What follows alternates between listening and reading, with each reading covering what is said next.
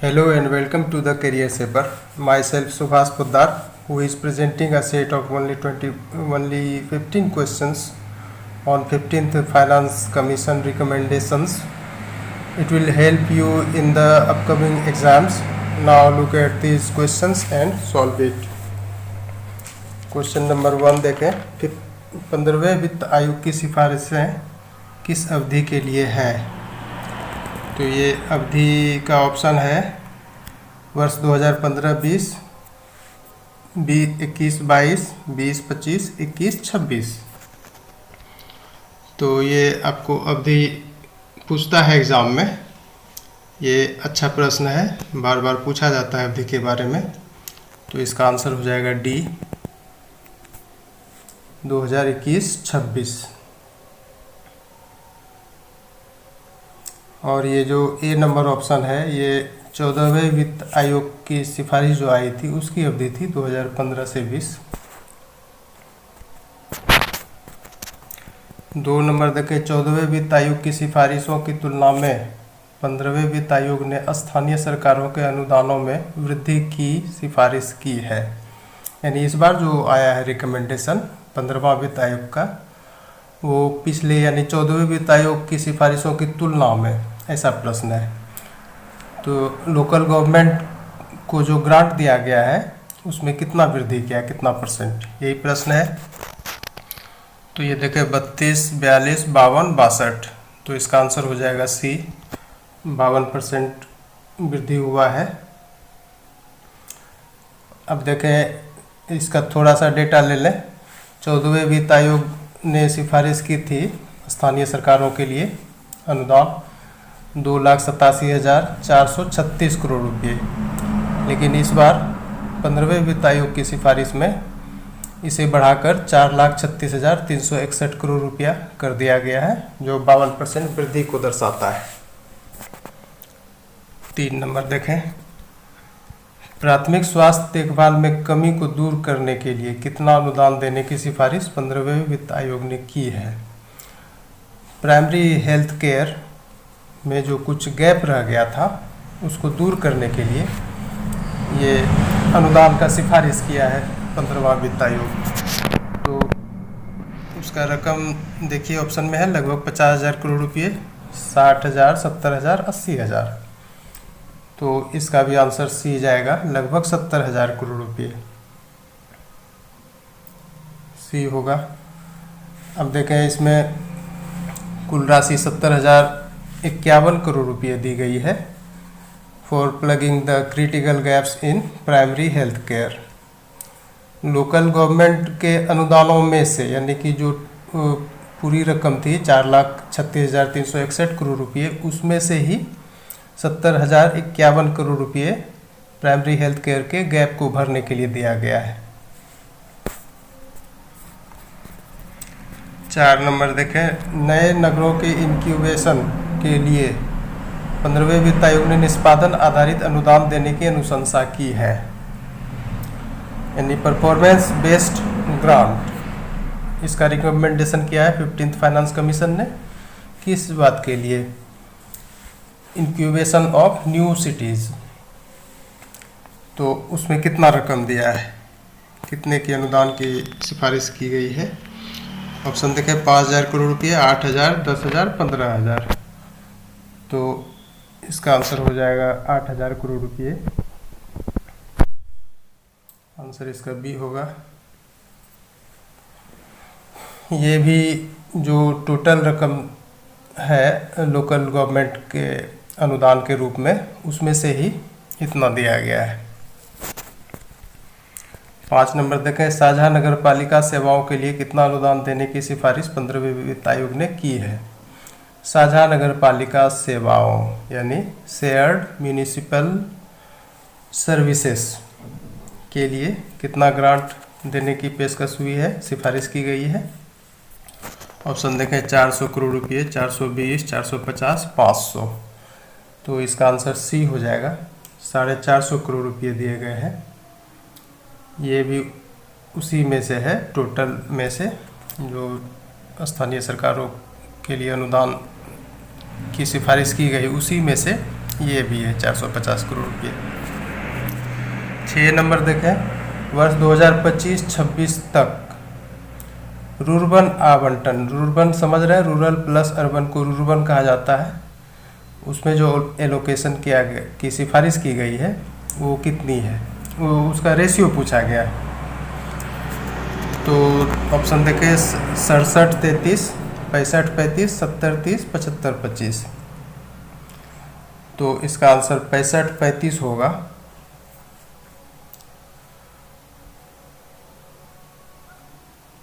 25-26 है, ये भी देख लीजिए पीरियड, यानी 25-26 जो इसका इस रिकमेंडेशन का लास्ट ईयर होगा। जैसे 21 से 26 तक है ना, तो 21-22 हुआ शुरुआती ईयर और ये अंत का हुआ 25-26। तो उस अवधि तक में रूर्बन आवंटन की सिफारिश कितनी हो जाएगी रेशियो में, तो ये आंसर बी होगा 65-35। यानी रूरल इज टू अर्बन, यानी ग्रामीण क्षेत्रों के लिए 65% और शहरी क्षेत्रों के लिए 35%। अब देखें थोड़ा सा इसका एक्सप्लेनेशन ले लें। ये जो टोटल रकम था स्थानीय सरकारों के लिए अनुदान के लिए 4,36,361 करोड़ रुपये, उसमें से primary health care, new cities incubation और शेयर्ड म्यूनिसिपल सर्विसेज के आवंटन को काट कर जो शेष रकम बचा यानी 3,57,860 करोड़ रुपये की राशि रूर्बन आवंटन के लिए है। अब देखें 2021-22 में ये रूरल इज टू अर्बन आवंटन का रेशियो 67-33 है। ये जो ए नंबर ऑप्शन है ये शुरुआती वर्ष के लिए यानी 2021-22 के लिए है रूर्बन आवंटन, और जिसे 2025-26 तक 65:35 करने की सिफारिश की गई है। इसका मतलब हुआ कि धीरे धीरे आवंटन जो है वो अर्बन लोकल बॉडीज़ के पक्ष में बढ़ाया जाएगा, और यह झुकाव, ये जो टिल्ट है, झुकाव है, भारत की बढ़ती शहरीकरण को दर्शाती है। आप जान रहे हैं कि 2001 सेंसस में ये 28% था भारत में शहरीकरण, जो 2011 सेंसस में 31% हो गया था। तो इसका एक्सप्लेनेशन कुछ समझ गए होंगे। 7 नंबर देखें, साझा नगरपालिका सेवाएं मॉडल शामिल करता है। अब ये देखिए शेयर्ड म्यूनिसिपल सर्विसेज मॉडल है, ये एक तरह का इनोवेटिव वर्क है 15th फाइनेंस कमीशन का। तो अब देखिए उसमें शामिल क्या क्या किया गया है। मोबाइल इंटरनेट, नक्शे यानी मैप्स, प्लेटफॉर्म थिंकिंग, आउटसोर्स की नई सेवाएं, आउटसोर्स सर्विसेज। तो इसका आंसर ई जाएगा, चारों के चारों चीज़ शामिल है इसमें, आंसर इसका ई होगा। इस मॉडल में ये सारे चीज़ शामिल हैं। अब देखिए ये जो मॉडल है शेयर्ड म्यूनिसिपल सर्विसेज मॉडल, ये 15वीं वित्त आयोग द्वारा अनुशंसित अन्य नवाचारों में से एक है। ये इनोवेशन वर्क में गिना जाता है, ये जो 15वां वित्त आयोग है। और ये जो चारों ऑप्शन है ये घटक हुआ इस मॉडल का। इन सभी घटकों को एक साथ लेने या साझा करने से क्या होगा, नगरपालिका क्षमताओं को सृजित करने में तेज गति मिलेगी।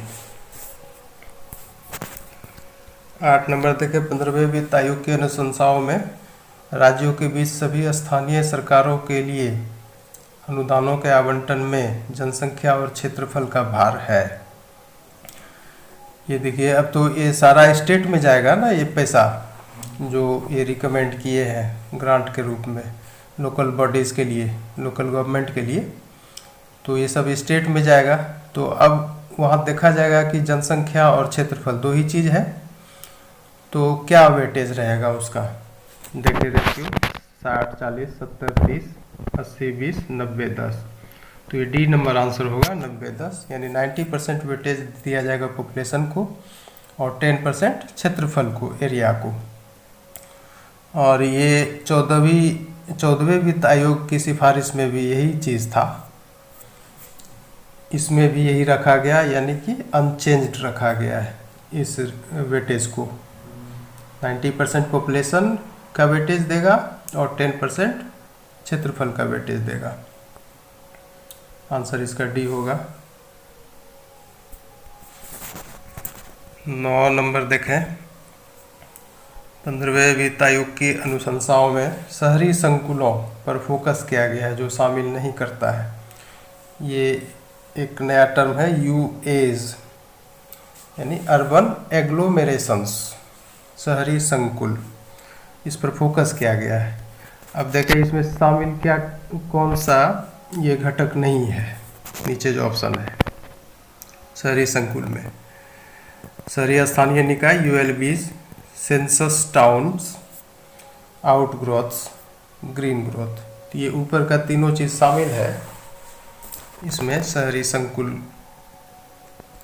के कॉन्सेप्ट में। ये तीनों चीज़ शामिल है और ये डी नंबर शामिल नहीं है, तो आंसर इसका यही होगा, डी होगा, ग्रीन ग्रोथ।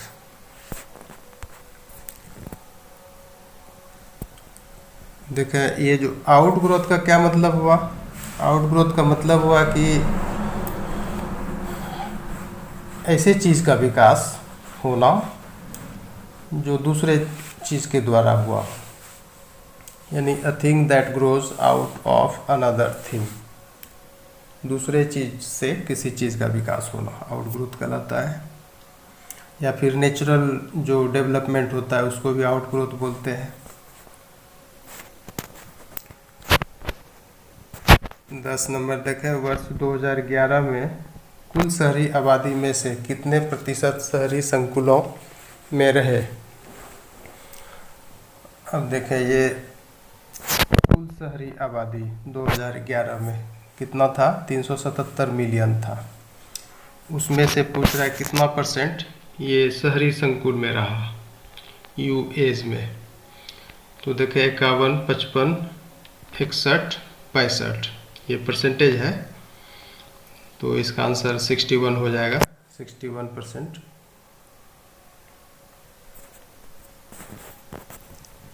11 नंबर देखें, वर्ष 2011 में शहरी आबादी का 40% 53 मिलियन प्लस नगरों में रहे, जिसमें शामिल थे। अब देखिए मिलियन प्लस नगर जो भी है इंडिया में, वैसा 53 शहर में, नगर में 2011 में शहरी आबादी का 40% आदमी रहा। और उसमें पूछ रहा है कि उसमें यूएस कितना शामिल था, उसमें कितना इंक्लूड था यूएस, यानी शहरी संकुल। ये सब बहुत टेक्निकल प्रश्न है इस रिकमेंडेशन पर। तो देखें इसमें आंसर सी होगा, 47 यूएस। ये सब याद रखने वाला चीज़ें याद रख लीजिएगा, और ये टर्म भी यूए, अर्बन एग्लोमेरेशंस। 12 नंबर देखें, 15वें वित्त आयोग ने मिलियन प्लस शहरी संकुलों एवं नगरों की किन चुनौती या चुनौतियों पर फोकस करने की आवश्यकता पर जोर दिया। अब देखें ये सब चुनौतियां हैं ऑप्शन में, वायु गुणवत्ता, पेयजल आपूर्ति, स्वच्छता, ठोस कचरा प्रबंधन। तो ये चारों चीज़ पर जोर दिया गया है, इसका आंसर ई जाएगा, चारों सही है। 13 नंबर देखें, वर्ष 2021-26 के लिए मिलियन प्लस चैलेंज फंड है, ये एक निधि बनाई गई है मिलियन प्लस चैलेंज के लिए। तो ये फंड का साइज क्या है, लगभग 38,000 करोड़ रुपीज़, 40, 42, 45। तो इसका आंसर हो जाएगा 38,000 करोड़ रुपये लगभग में। एक्चुअली ये है 38,196 करोड़ रुपया, तो लगभग में यही होगा ये नंबर 38,000 करोड़ रुपये। अब देखिए ये जो निधि बनाई गई है मिलियन प्लस चैलेंज फंड, तो इसमें क्या चीज़ पर फोकस किया जाएगा? इसमें मेट्रोपॉलिटन गवर्नेंस पर फोकस किया जाएगा कि भाई इसका गवर्नेंस सुधरे, और इसको जो ग्रांट दिया गया है बहुत भारी भरकम है 38,196 करोड़ रुपया का, लेकिन ये जो ग्रांट है आउटकम बेस्ड होगा 100%।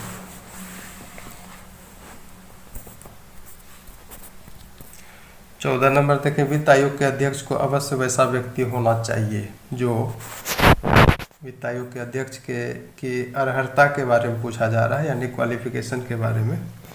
अब देखें ऑप्शन देखें, अर्थशास्त्र का विशेष ज्ञान रखते हो, सरकार के वित्त और लेखाओं का विशेष ज्ञान रखते हो, वित्तीय मसलों और प्रशासन में काफ़ी अनुभव रखते हो, लोक कार्यों का अनुभव रखते हो। तो ये जो ऊपर का 3 ऑप्शन है, आप जानते हैं कि ये 5 मेंबर पैनल है, ये फाइनेंस कमीशन, एक अध्यक्ष 4 मेंबर होते हैं इसमें। तो ये ऊपर का 3 ऑप्शन प्रत्येक मेंबर के लिए है, और जो एक मेंबर बचा उसके लिए हाई कोर्ट का जज होना चाहिए या उसके जैसा क्वालिफिकेशन रखने वाला होना चाहिए। तो ये जो डी नंबर ऑप्शन है ये है अध्यक्ष के लिए, लोक कार्यों का अनुभव, यानी पब्लिक अफेयर्स का उसके पास एक्सपीरियंस होना चाहिए जो अध्यक्ष बनेगा। तो इसका आंसर डी हो जाएगा।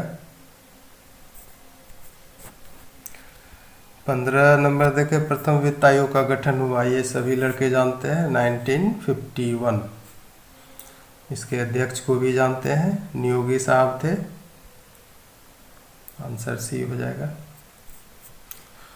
Finally, it concluded with appropriate explanations.